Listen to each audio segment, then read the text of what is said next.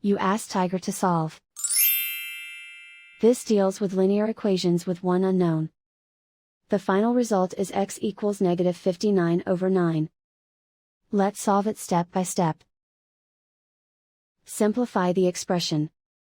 Expand the parentheses. Simplify the arithmetic. Group all constants on the right side of the equation. Subtract 315 from both sides. Simplify the arithmetic.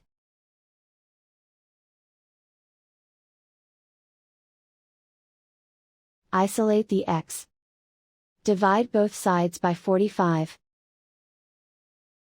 Simplify the fraction. Find the greatest common factor of the numerator and denominator. Factor out and cancel the greatest common factor.